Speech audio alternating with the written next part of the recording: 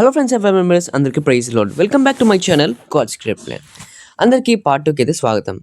మనం పార్ట్ 1లో చాలా విషయాలు తెలుసుకున్నాం. ఎన్నో ఈజిప్ట్ దేవతల గురించి తెలుసుకున్నాం. ఈ పార్ట్ 2లో మనం దేవుడి యొక్క శక్తి, గొప్పతనం గురించి తెలుసుకుందాం. మనం బైబిల్లో చూసుకుంటే దేవుడు యోసేపుని ఈజిప్ట్లో అన్ని విషయాలలో అధిపతిగా చేశాడు. అది మనం ఆదికాండము 41వ అధ్యాయము 40, 41, 42 వచనాలు చూస్తాం. యోసేపు బట్టి వాళ్ళ అన్నదమ్ములు ఈజిప్ట్‌కి రావడం జరిగింది. యోసేపుతో పాటు వారి అన్నదమ్ములు కూడా ఆశీర్వదింపబడ్డారు.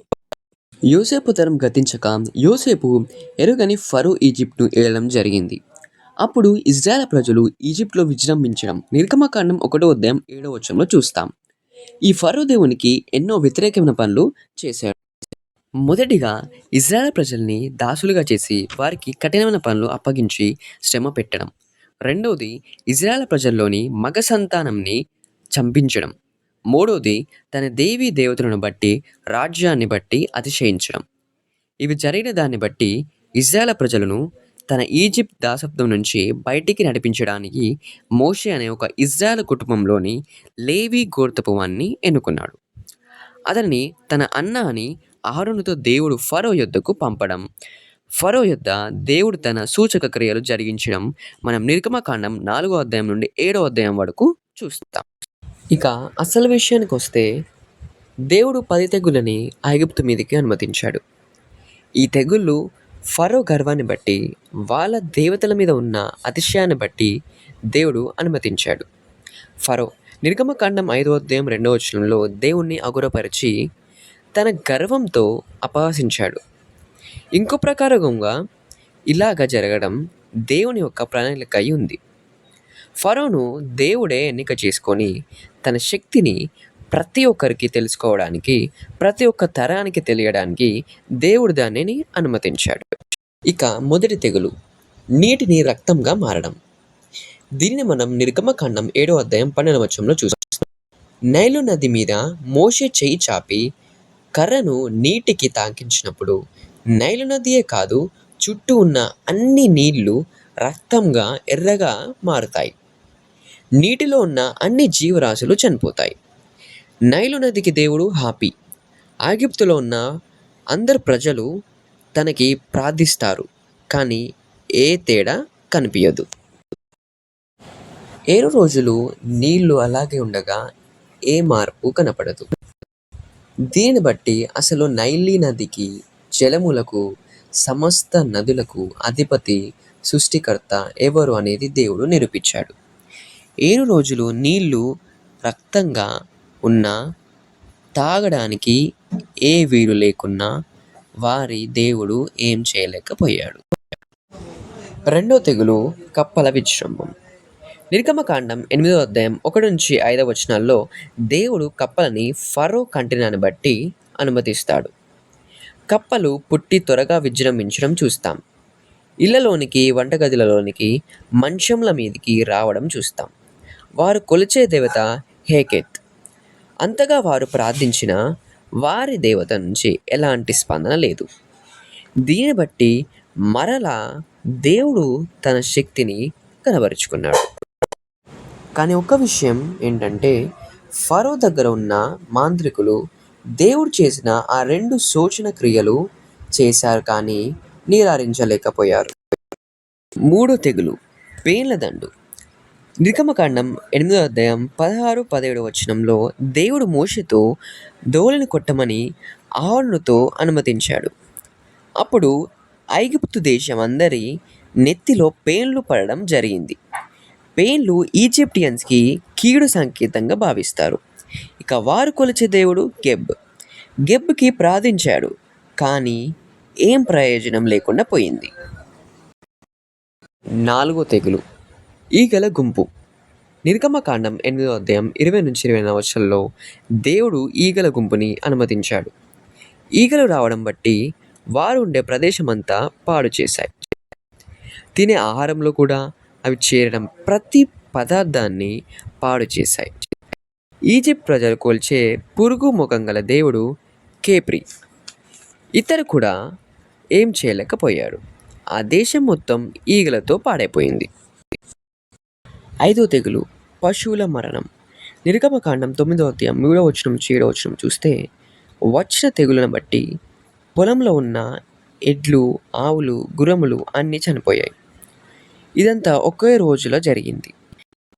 ఈజిప్ట్ ప్రజలు పశువులకి దేవతగా భావించే ఒకే దేవత హాథోర్. తను వాటి ప్రాణం కాపాడలేకపోయింది.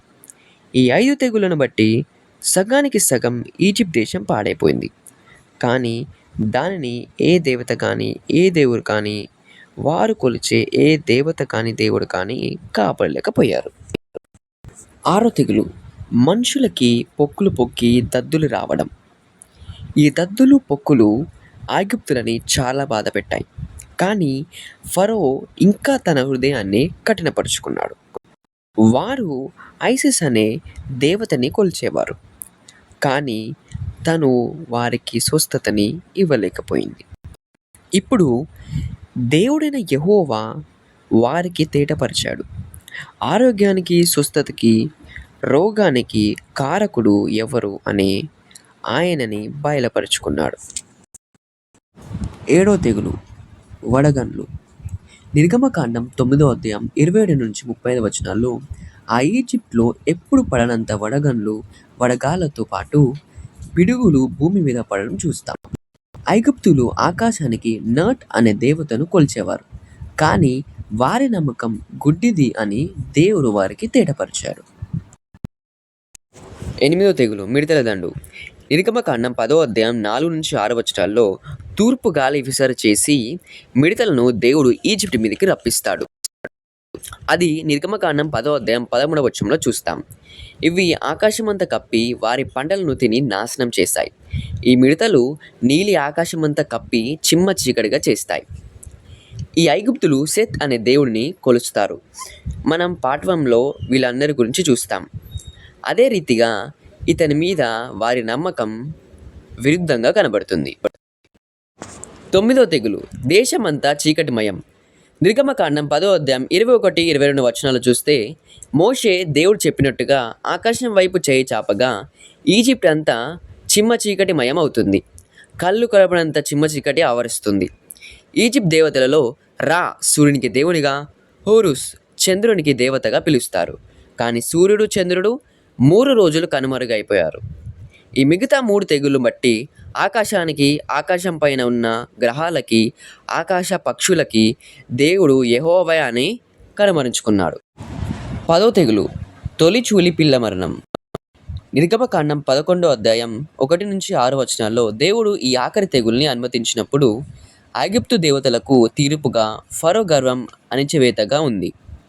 నిర్గమకాండం 12:12లో ఐగుప్తు దేవతలకు తీర్పు తీరుస్తా అని దేవుడు పలికిన మాట నెరవేర్చడం జరిగింది. ఈ ఆఖరిగా ఉన్న వేదనకరమైన తెగులు బట్టి జీవ మరణములకు అధిపతి ఎవరు? ఒక్కరే. ఆయుష్ ఎవరు వశమయ్యుంది అని దేవుడు నిరూపిస్తాడు. ఈ 10 తెగుళ్లను బట్టి ఆయన శక్తి లోకానికి కనబరుచుకున్నాడు. దేవుడు గర్వాన్ని అణచివేసే దేవుడు. ఎవరైతే దేవుణ్ణి మార్చి వారి ఇష్టపరంగా బ్రతుకుతారో వారి కొమ్ములు విరగ్గొట్టేవాడు. దేవుడు కనికరాపూర్ణుడు. ఆయన బాధపడు వారి బంధకం నుంచి విడిపించే దేవుడు. మనం కూడా దేవుడి మాటలని విని ఆయన మాటల చొప్పున నడువగా మన ప్రార్థన ఆలకిస్తాడు. వేరే దేవతలను తట్టు తిరగకుండా ఆయన బాటలో నడుస్తే ఆయన మన పక్షంగా నిలుస్తాడు. ఓకే గైస్, ఈరోజు వీడియోలో ఇంతే. మళ్ళీ నెక్స్ట్ వీడియో కలుద్దాం కొత్త టాపిక్తో. ఇంతవరకు వీడియో లైక్ చెప్పితే వెంటనే లైక్ చేయండి. మీ ఫ్రెండ్స్ అండ్ ఫ్యామిలీ మెంబర్స్కి షేర్ చేయండి. అండ్ మీకేమన్నా తెలిసి ఉన్న టాపిక్స్ ఏమైనా ఉంటే దేని గురించి చేయాలి అనే నెక్స్ట్ వీడియోలో ఏం చేయాలి అనేది మీకు ఏమైనా తెలిసి ఉంటే కింద కామెంట్స్లో మీరు చెప్పండి. అండ్ ఛానల్ సబ్స్క్రైబ్ చేసుకోండి. Thanks for watching guys. God bless you. Praise the lord.